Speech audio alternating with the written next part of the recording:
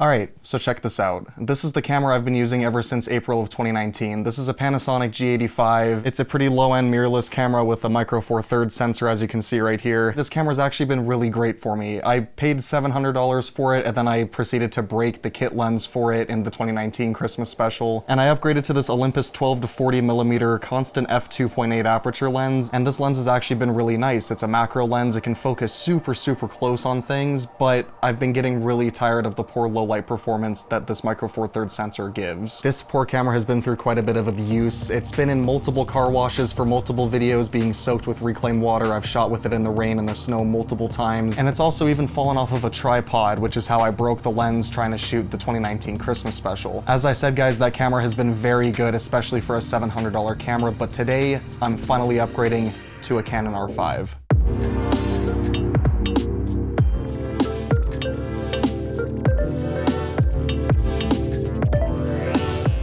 I did buy the kit with the 24 to 105 constant f4 lens kit. Now you might be asking, why would you downgrade from a constant f.28? But there's a little bit of conversion issues that happen going from micro four thirds to full frame. This is a full frame camera right here. My old camera was a micro four thirds, which is about half of a full frame sensor. So that 12 to 40mm lens I had on the G85 is equivalent to 24 to 80 on a full frame sensor, which means this will give me some more zoom, but that also applies to the f-stop. So f2.8 on a micro four thirds sensor equals f5.6 on a full frame sensor. So the iris on this lens can open just a little bit wider effectively on this full frame camera. Take a look around the box right here. Here's the body and the lens that it came with. Then around the back, you've got the contents of the box and some other information about this camera. You can go ahead and pause the video if you want to read that. And the other thing I got in this kit was this battery grip. I've actually never owned a battery grip for any of my cameras before, and I actually got this for free. B&H Photo was having a deal with this camera. Usually this kit is $5,000. I paid $4,500 for it and had this $300 battery grip included for free. As you might expect, we're gonna go ahead and start off the unboxing by opening the actual camera itself.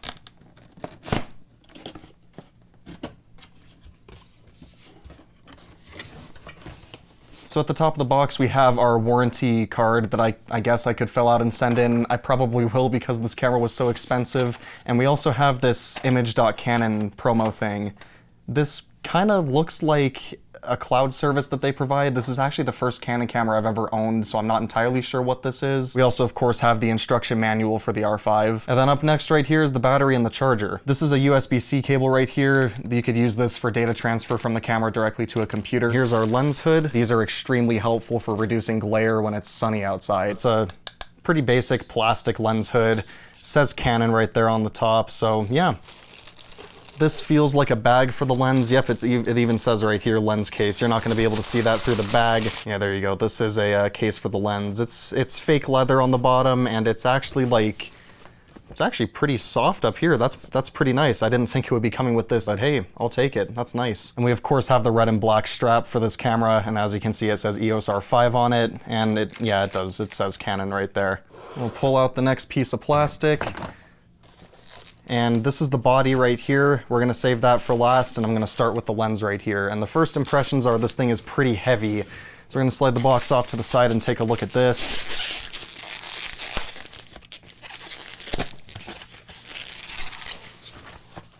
It's very considerably bigger than the lens I had on my other camera, which makes sense because, as I said, that was a micro four thirds sensor, and the R5 has a full frame sensor.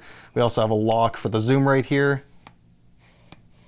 That's nice and smooth, very nice. And then we have the switch for the stabilizer and the autofocus or manual focus right here. Typical plastic Canon lens cap right here, and there's a look at the lens for you guys. And this is what it looks like with the lens hood. That's actually a pretty good look. I like the appearance of this lens. So we're gonna go ahead and stick the lens cap back on the lens right here, and finally take the body out of this box. There it is.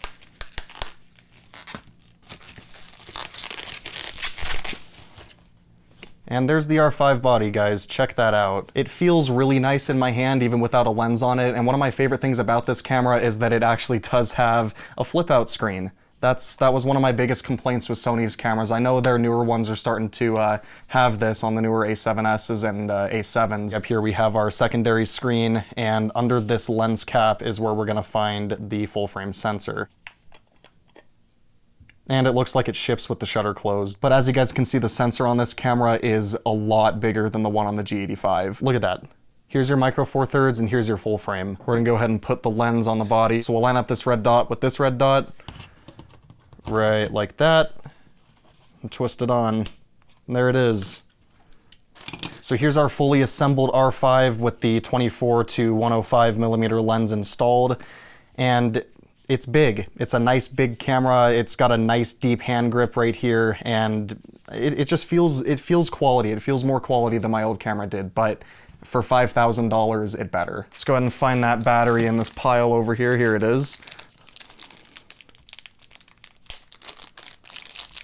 And we'll just rip the bag, I don't really care.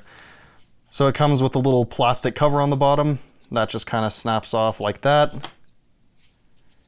Does it say how big it is? Let's find out. This battery is 7.2 volts and just a little bit over 2,000 milliamp hours. Here's the battery bay, and I believe this is how the battery grip gets its communication with the camera. I'm pretty sure, I'm not 100% sure though.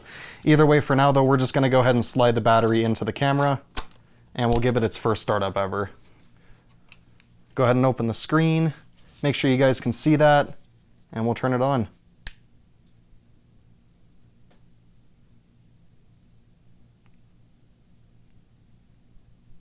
Please don't tell me the battery shipped dead. Oh, that sucks. All right, well, we're gonna go ahead and throw that on the charger for a second, I guess. That gives us an excuse to take a look at the battery charger. That's really unfortunate that it came with a dead battery, but what can you do?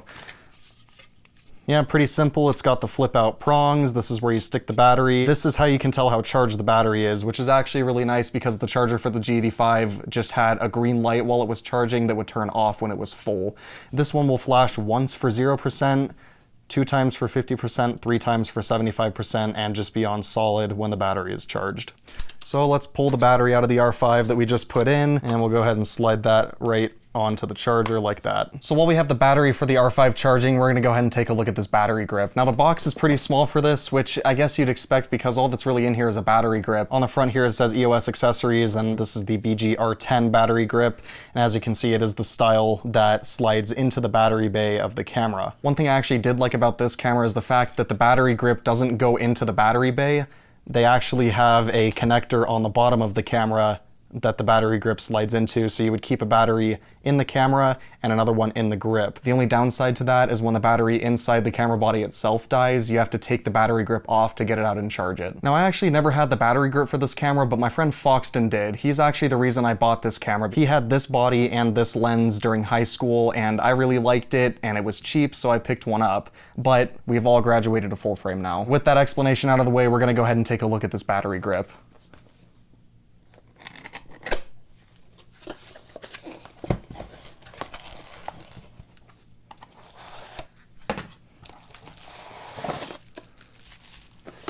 All right, so here is all of the paperwork that it comes with. I'm not really gonna bother going over all of this because I don't care and I don't think anyone else does either. So we're gonna set that off to the side and go ahead and take the battery grip out of its bubble wrap.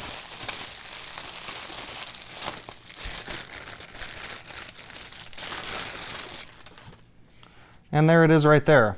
It's a pretty nice feeling battery grip right here. And it looks like I was right. The little port in the battery bay on the R5 does connect to something on this battery grip. And I'm assuming that is how all the buttons and everything gets their signal up to the R5. Did it come with the battery? No, it did not. Good thing they're only 70 bucks. Here's the battery tray right here. This is where the batteries go. And you know, it feels pretty nice. It's plastic. It slides into the battery grip like this, and it's a twist lock, and that flips up to go out of the way. Looks like you've got some alignment posts here, and then it just screws into the tripod mount on the camera body itself with this wheel, or knob, whatever you want to call it. This is the part that actually slides into the battery bay of the camera to give it power. I've never had a battery grip for any of my cameras before, so this is going to be a nice little change of pace. It'll be a lot easier to shoot portraits with this. So it's been about 2 hours and I finally have this battery completely charged to 100%. Before I put this battery in the camera, I realized that I forgot to go over all the ports and everything on this camera, so we're gonna go ahead and do that really quick. On the left side here, this is where you'll find your mic input and your headphone output for monitoring the input audio to this camera.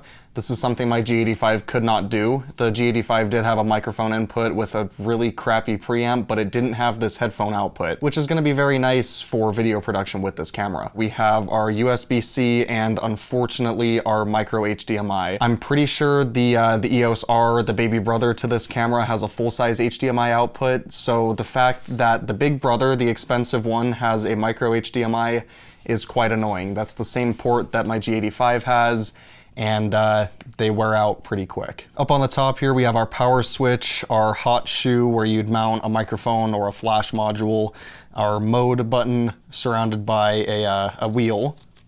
We've got another control wheel up here, a record button, a lock button, and a function button, which I believe is programmable. You got your info button, your quick menu button, your search button, menu button up here, autofocus on right here, and of course your playback mode and delete buttons. On the right side of the camera we have the door for the memory cards. So we have a CF Express card slot and a SD card slot. Alright, so with that out of the way, it's finally time to put the battery into this camera and turn it on for the very first time.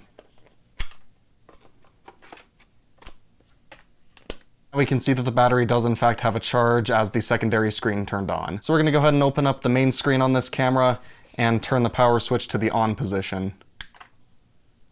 And there it is. So I'm going to go ahead and get the date and time set on this thing, and it looks like that's all there was to the setup. As you can see, I just got done setting the date and time and it's already brought me to the main screen. We'll go ahead and take that lens cap off, and there we are. It looks like we're in some sort of automatic mode right here. So we're going to go ahead and switch this over to manual. So there's a few different choices you have for what the screen shows you. This is what it was on by default. Here's a little bit more info. Here's more info with a graph and a level. That's probably what I'm going to be using the most. And then nothing, and this. So by default, it looks like this right here is our iris control. Set that all the way up to 4.0. This one does the ISO, and the one up here does our shutter speed. It's pretty similar to how the G85 was set up, so I'm probably just gonna leave that as is. We'll give you a little bit of a look at the video formats this thing can record in. So you've got your standard 1080p right here, then you've got your 4K, and then you have full 4K. It's just a little bit wider than the 4K that you guys are all used to seeing. And then right here you've got your standard 8K, and then I guess extended 8K. I've never shot 8K before, so I'm not entirely sure what to call this 8192 by 4320, but standard 8K is going to be 7680 by 4320. Another advantage that the R5 has over the normal EOS R is the fact that when you shoot 4K, it uses the entire sensor. Something that always drove me crazy when I would use the normal EOS R to record video, it would have a sensor crop, a 1.7 times sensor crop when you tried to record 4K. Sometimes it was nice because it would give you a little bit of extra zoom, which is something you can do on this. You can add in a sensor crop if you need to get a little bit more reach with the lens you're using, but having it there all the time was really annoying because there was a lot of situations where I couldn't get the lens wide enough for what I needed to shoot. But as you can see with this camera, that's no longer an issue because we have full frame recording on all resolutions. And this camera of course can record in C-Log, and what's cool is they give you two options. You've got C-Log and C-Log 3. From what I've seen, C-Log 3 is a lot better than C-Log, so that's what I'm going to be shooting in for the most part with this camera. And here's where we get into our high frame rate modes right here, and as you can see, it unfortunately doesn't record audio while you're recording high frame rate, which is kind of a shame, but we're going to go ahead and turn that on, and that should enable us to shoot, yep, there it is, that's 4K at 120 frames a second. Which is going to be very nice for a couple videos I have coming up this year. So I think that's enough poking around in the menu system of this camera for this video, so we're going to go ahead and shoot some video with it. Now, I neglected to find out if you could shoot 8K video without a CF Express card. I don't have a CF Express card, but what I do have is one of these. This is a UHS 2 normal SD card. As you can see right here, this is just 128 gigabytes. I doubt it would let us shoot 8K RAW onto this, but normal 8K, I think it might work. We're gonna go ahead and find out.